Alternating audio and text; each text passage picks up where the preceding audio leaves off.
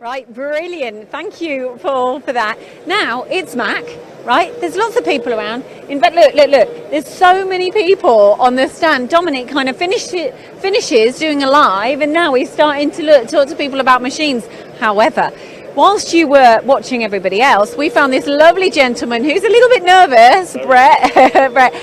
Brett, can you introduce yourself? Where are you from? Yep. So my name's Brett. I'm from a company called Bowyer Engineering based in Andover in Hampshire. And what is it that you're predominantly making at Bowyer? So mainly operating in the aerospace industry, but more recently with the way things have been, we've branched out into sort of motorsport and a few other industries as well to keep ourselves going. Well, you know what, how often we're talking about diversification and everything with products, like, yes, absolutely understandable. Now, what Matsuras have you got? So we've got two MX 850s and an MX 520 as well. And tell me more about these machines. What are they fulfilling for you and your company? Yeah, well, obviously the Matsuura brand is super accurate machines, super reliable, great service, and part of the Matsuura family is kind of what we bought into. I've been using Matsuras for over 20 years at previous companies as well, so introduced them to Bowyer when I joined Bowyer Engineering about 8 years ago. And do you measure things like spindle uptime or anything like that? Yeah, absolutely, yeah. And what are your figures on there? We talk about very high percentages of spindle uptime. Yeah. Is that something that you use? Well, we do a lot of small prototype work, so spindle uptime is not massive for us. It's more about getting it right first time and being super accurate. That's what we buy in the brand.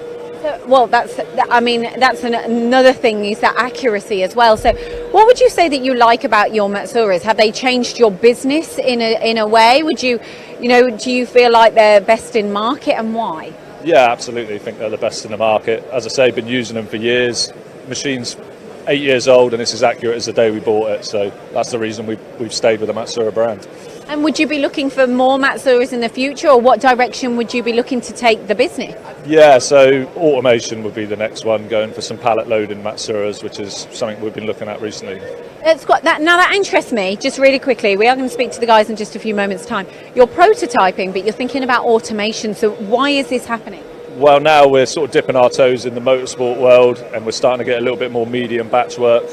So now we're sort of leaning towards getting a bit more automation in the factory.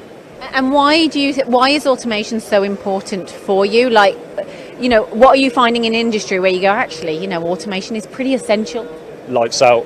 It's the best way to run the machines is lights out. So that's what we want to try and maximise, is some lights out machining. Are you doing any lights out at the moment? No, not at the minute. We haven't got any pallet loaders. It's all one man, one machine at the minute.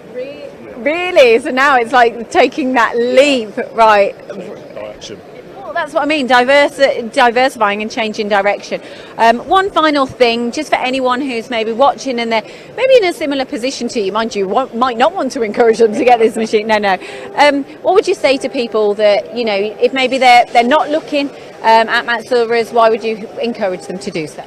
Well, as I said, they're super accurate. The service is absolutely spot on, and you become part of the Matsuura family. They really do look after you as a customer. You don't just buy a machine and then that's it. They're always in touch. They're always supporting. So yeah, they're a great supplier. Yeah.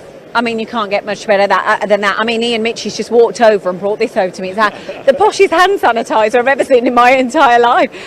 So yes, I totally understand that. Brett, thank you so much for coming on to the live. No problem. There you go, Brett. Right.